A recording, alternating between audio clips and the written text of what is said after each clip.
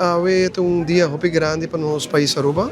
Com 25 estudiantes trabalham com Bachelor Degree in Science of Nursing aqui na Xavier University.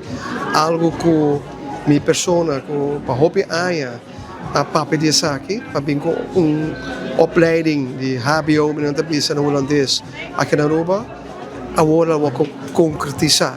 E lo qual como me se bisa tá que já para aya passar acaba 10 pessoas graduar de Bachelor Degree aqui.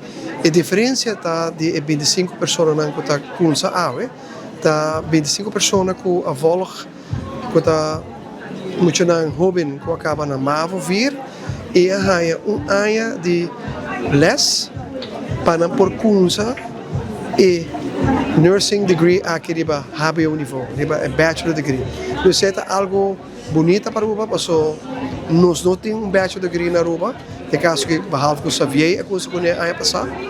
E o diploma aqui está reconhecido também na Aruba, per 1 setembro de 2024, nós reconhecemos o diploma aqui, dus algo bonito.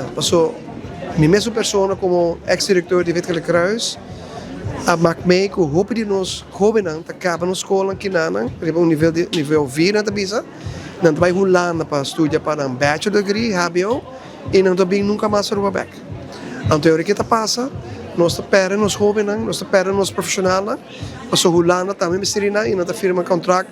Por mim, quando chega, na firma contrato acaba, dus nós não está aí para vir back Aruba, e agora que nós temos Bachelor Degree na Aruba, que de caso aqui 4 anos, nós temos 25 nurses, de HBO nível aqui na Aruba para ajudar-nos pacientes a serviço de qualidade alto aqui na Aruba.